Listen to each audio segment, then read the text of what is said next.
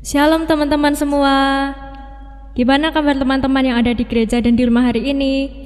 Semoga baik-baik saja ya. Sore ini kita akan bersama-sama memuji dan memuliakan nama Tuhan dalam persekutuan online yang akan dipimpin oleh Kak Kefas. Sebelum memulai persekutuan pada sore hari ini, mari kita satukan hati dalam doa. Saya hantarkan. Ya Tuhan, kami anak-anak-Mu berkumpul di sini saat ini untuk memulai persekutuan kami pada sore hari ini. Kami mohon supaya Engkau memberikan penyertaan pada jalannya persekutuan ini, mulai dari awal hingga akhir. Biarlah hanya nama-Mu yang dimuliakan di dalam jalannya persekutuan kami, serta biarlah Roh Kudus yang memimpin kami untuk bersekutu sesuai dengan kehendak-Mu. Terima kasih Tuhan untuk penyertaan-Mu sepanjang persekutuan kami ini. Haleluya, amin. Untuk mengawali persekutuan pada sore hari ini, mari kita pujikan bersama-sama, terpujilah nama-Mu Tuhan.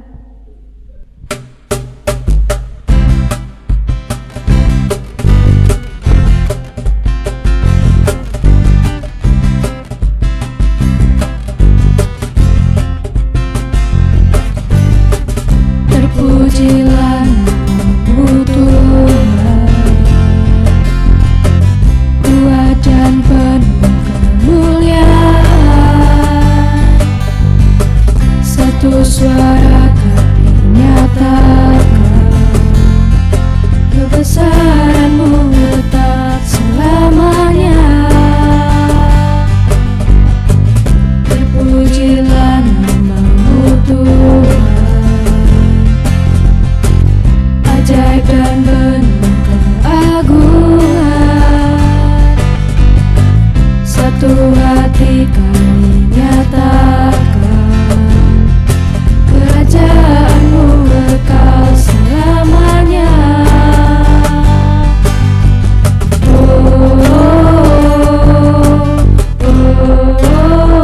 Engkaulah Raja atas dunia, yang menghancurkan kutuk dan membebaskan jiwa. Kami bersorak, bertepuk tangan. Tuhan berjaya dan meminta untuk selamanya.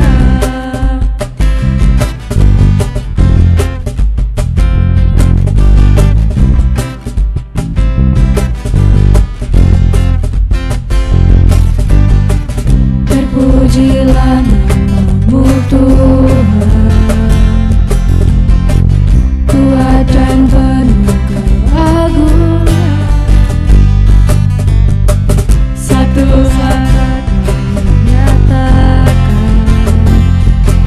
kebesaran-Mu tetap selamanya.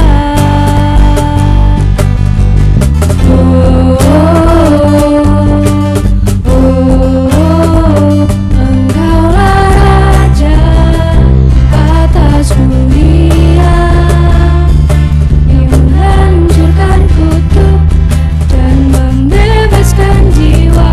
Kami bersorak, bertepuk tangan. Engkau Tuhan berjaya dan meminta untuk Engkaulah Raja atas dunia, yang menghancurkan kutuk dan membebaskan jiwa. Kami bersorak, bertepuk tangan. Engkau Tuhan berjaya dan meminta untuk selamanya.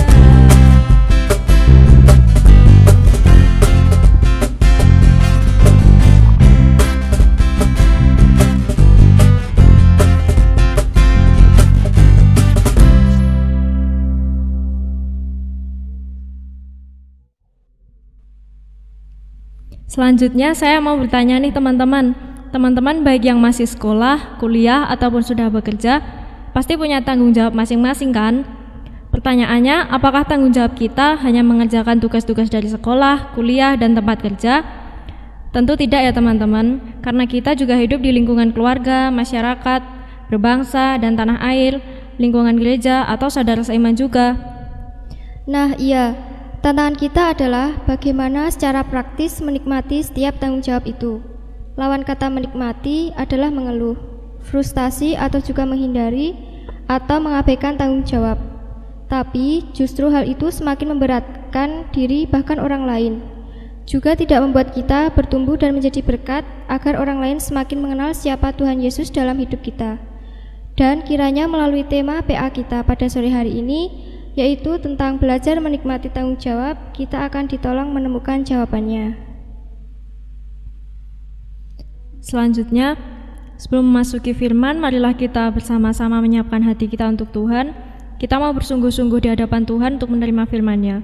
Kita mau angkat satu pujian, pribadi yang mengenal hatiku.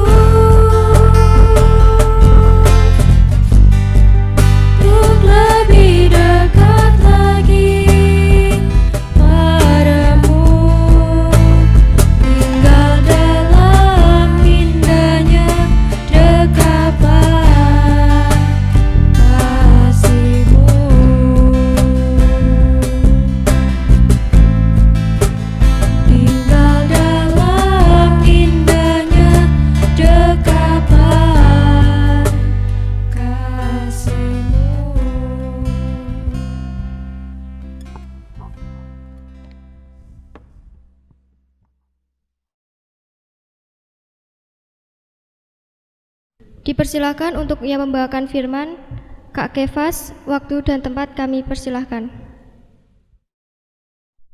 Halo teman-teman pemuda remaja GKJ Wonogiri. Bagaimana kabarnya?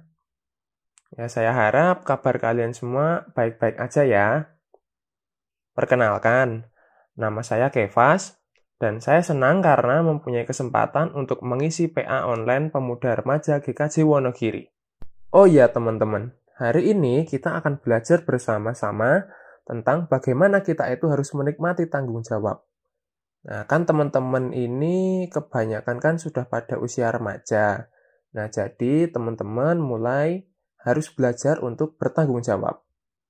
Oke, sebelum masuk ke dalam firman Tuhan, saya punya sebuah ilustrasi terlebih dahulu nih.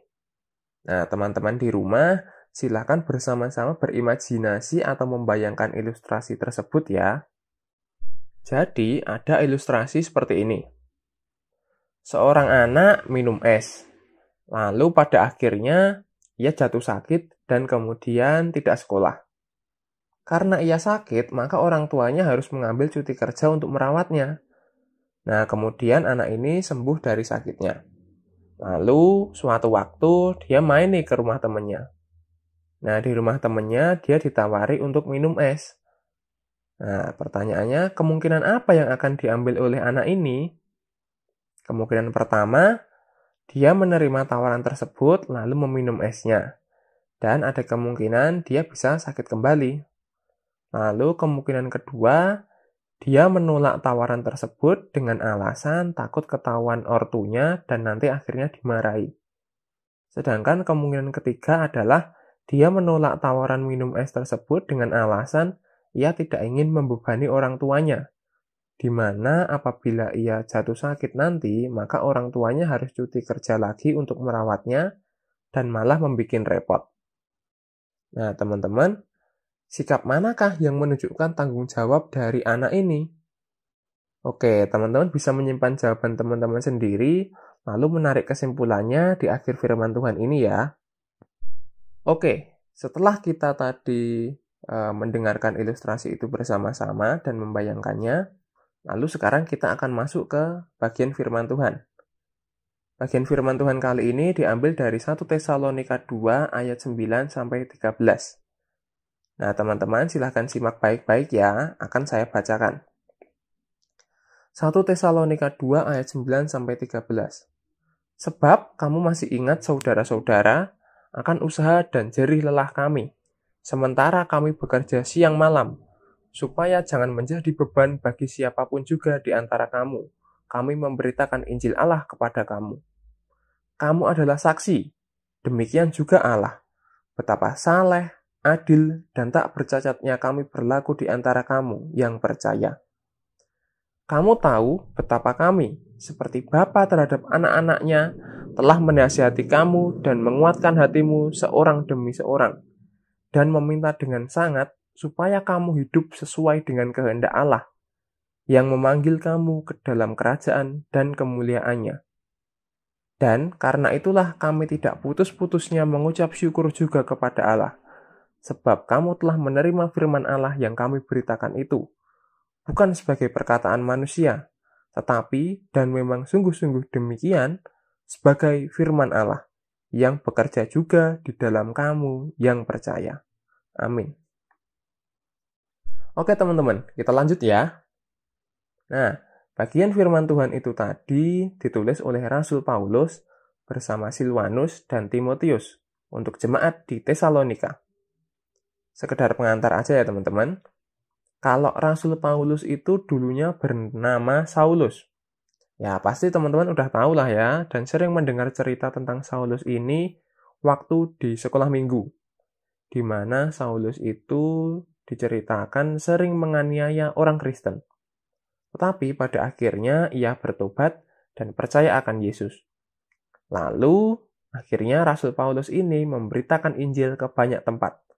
Dan salah satunya adalah ke Tesalonika ini.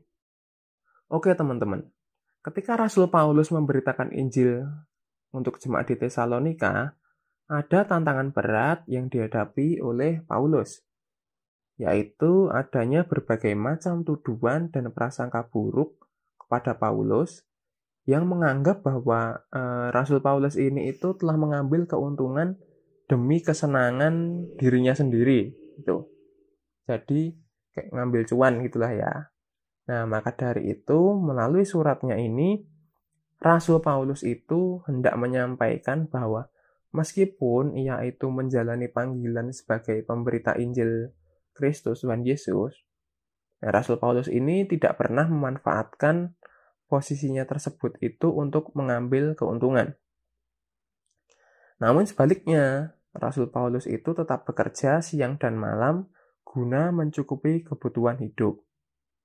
Nah, hal tersebut itu dilakukan oleh Rasul Paulus semata-mata agar tidak menjadi beban di tengah jemaat. Nah, dari mana kita bisa mengetahui cerita bahwa Paulus ini masih bekerja siang dan malam untuk mencukupi kebutuhan hidupnya? Nah, kisah ini itu dicatat di Kisah Para Rasul 18 ayat 3. Di mana Rasul Paulus pun turut bekerja saat ia menumpang di rumah Aquila dan Priscilla. Nah, di Kisah Para Rasul 18 ayat 3 itu dikatakan seperti ini. Dan karena melakukan pekerjaan yang sama, ia tinggal bersama-sama dengan mereka. Mereka bekerja bersama-sama karena mereka sama-sama tukang kemah. Nah, ia tinggal bersama-sama dengan mereka, ia di sini itu maksudnya Rasul Paulus ya, teman-teman.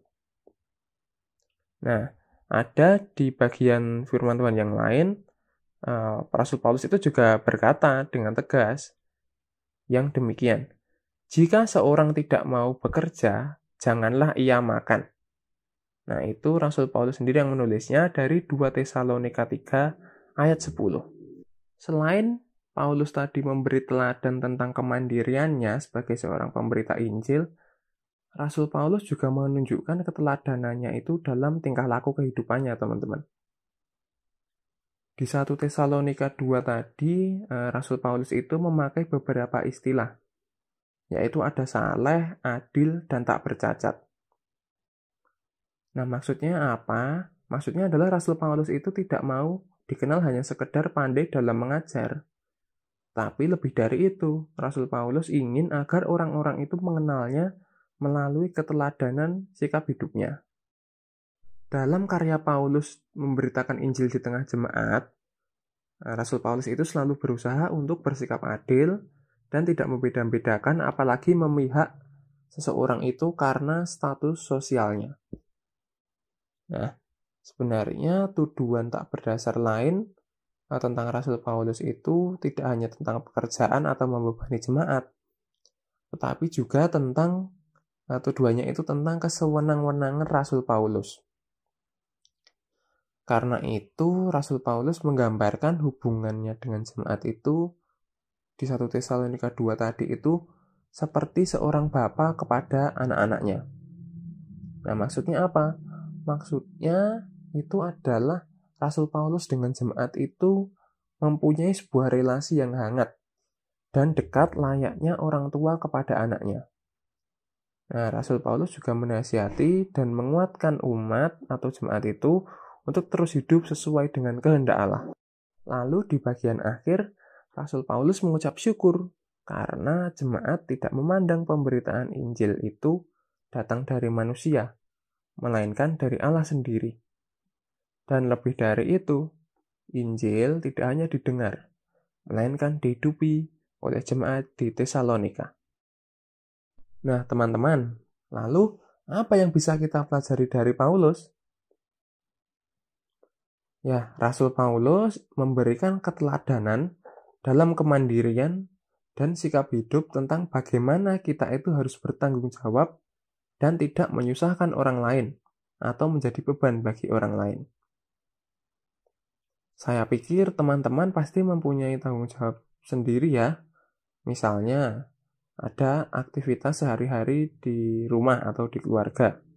Contohnya adalah tanggung jawabnya itu tekun belajar secara mandiri tanpa disuruh-suruh.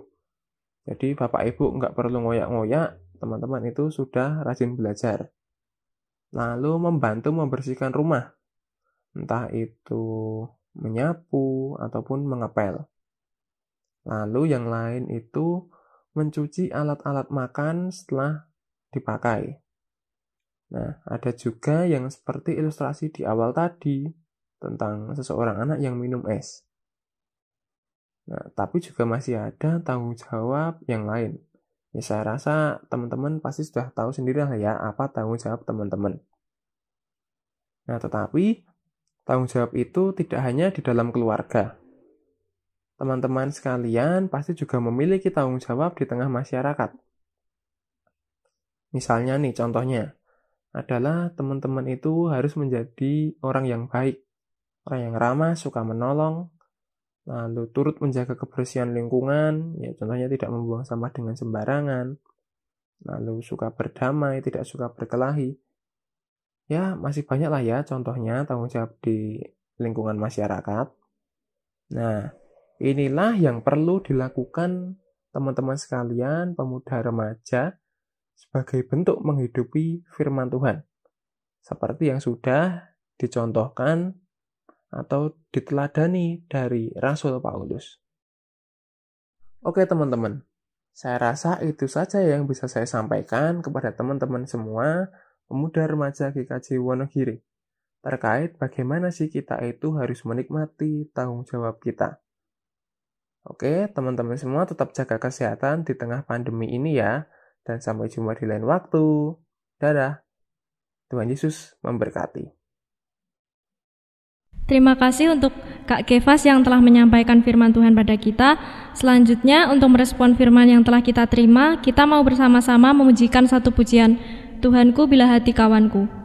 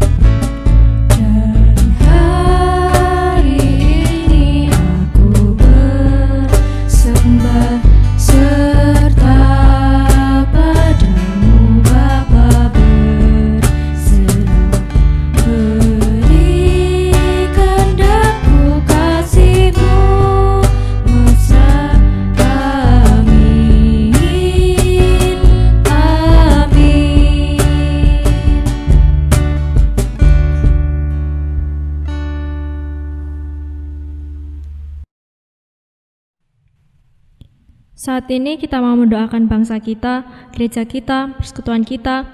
Kita mau bersatu dalam doa syafaat. Mari kita bersama satukan doa, mari kita berdoa. Tuhan Allah Bapa kami yang bertata dalam kerajaan surga yang maha mulia, ucap syukur ya Bapa buat segala penyertaan-Mu dalam kehidupan kami. Ya Bapa, saat ini kami hendak mendoakan bangsa dan negara kami, bangsa Indonesia ini ya Bapa, yang saat ini masih menghadapi berbagai masalah di tengah pandemi ini. Untuk mereka yang sakit dan yang terinfeksi ya Bapa, sembuhkan dan tolonglah, berikanlah kekuatan untuk tubuh dan roh mereka, kendalikanlah penyebaran penyakit ini ya Bapa, agar pandemi ini cepat mereda di negara kami. Kami juga mau berdoa Bapa untuk pemerintahan negara kami ya Bapa, berkatilah pemerintahan dan pemimpin kami, serta seluruh aparat pemerintahan kami ya Bapa, anugerahkanlah mereka hikmat dan kebijaksanaan dari-Mu, agar mereka dapat menyelesaikan setiap masalah yang melanda negara kami ya Bapa, dan bimbinglah mereka untuk menerapkan aturan-aturan yang baik dan adil ya Bapa, untuk kemakmuran dan kesejahteraan rakyat Indonesia, serta untuk kemuliaan nama-Mu ya Allah. Inilah doa kami ya Bapa, haleluya. Allah yang bertahta di kerajaan surga, ucap syukur kami panjatkan kehadirat-Mu pada hari ini atas berkat yang telah Engkau berikan. Pada saat ini kami akan berdoa untuk studi dan pekerjaan kami. Di situasi pandemi seperti ini, kami melaksanakan pembelajaran secara daring ya Tuhan, karena situasi yang belum memungkinkan untuk masuk ke sekolah. Kiranya pembelajaran daring ini Engkau berikan kelancaran, dan semoga kami anak-anak-Mu mengerti apa yang disampaikan Bapak Ibu Guru secara daring ini. Berkati juga orang tua yang bekerja untuk kami melaksanakan daring ini, membelikan kuota dan kebutuhan lainnya. Kiranya Engkau berikan berkat-Mu yang cukup Tuhan, dan lancarkan rezekinya. Kami juga akan berdoa untuk pekerjaan kami. Kiranya apa yang kami lakukan seturut dengan kehendak-Mu saja dan dapat menjadi berkat bagi orang sekitar kami. Untuk yang sedang mencari pekerjaan, kiranya Engkau berikan pekerjaan yang sesuai dengan kemampuannya ya Tuhan, sehingga dalam bekerja dapat berjalan lancar. Haleluya. Allah Bapa yang Maha Kasih, yang bertahta di dalam kerajaan surga, kembali mengucap syukur ya Bapa, Engkau telah izinkan hamba-Mu untuk mengikuti persekutuan doa pada hari ini. Bapa di surga, kami juga ingin berdoa bagi pelayan gereja-Mu di tempat ini ya Bapa. Kiranya Engkau sertai setiap kegiatan yang telah direncanakan. Kiranya Bapa selalu lancarkan dan menyertai gereja kami. Kami juga berdoa bagi para pelayan-Mu di tempat ini, kiranya mereka dapat melayani Engkau dengan kesungguhan hati, dan apa yang mereka kerjakan dapat menyenangkan hati-Mu ya Bapa. Tidak lupa juga ya Bapa, kami berdoa bagi jemaat-Mu yang ada di tempat ini, kiranya Engkau memberikan kasih dan penyertaan daripada-Mu saja ya Tuhan.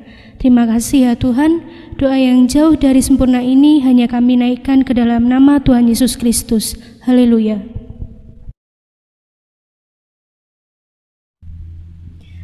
Tuhan, Allah kami yang maha baik, sumber segala kebaikan, kasih yang penuh dengan kemurahan hati.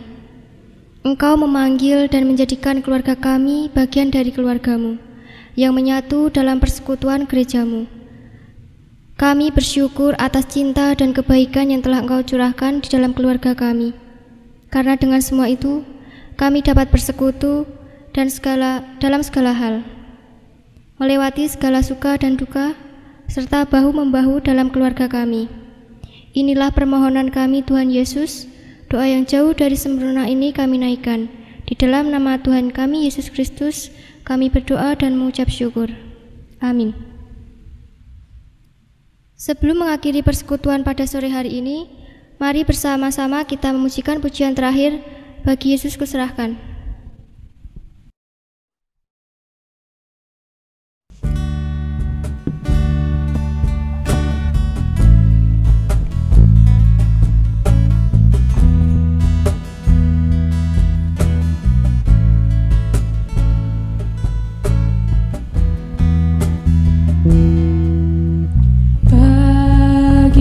Yesus kuserahkan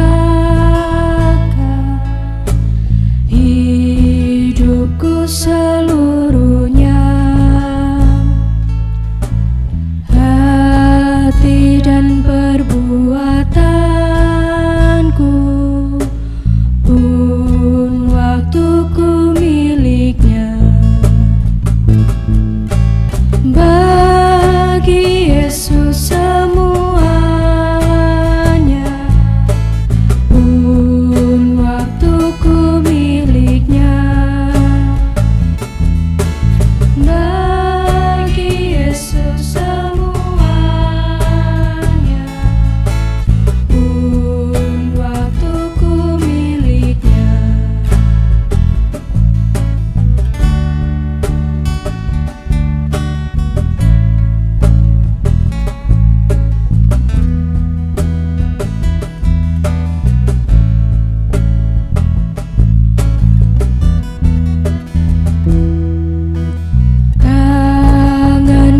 kerja baginya, kakiku mengikutnya, mataku memandang Yesus yang kupuji Dialah. Bagi Yesus semuanya yang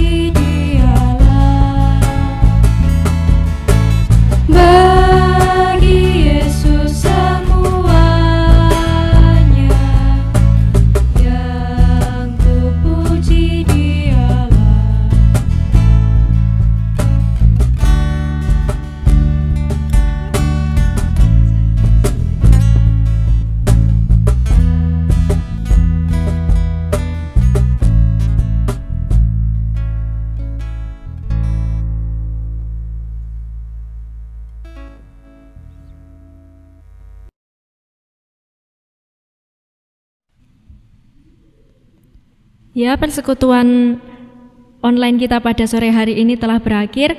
Terima kasih teman-teman semuanya. Tuhan Yesus memberkati. Sampai jumpa di PA online berikutnya ya.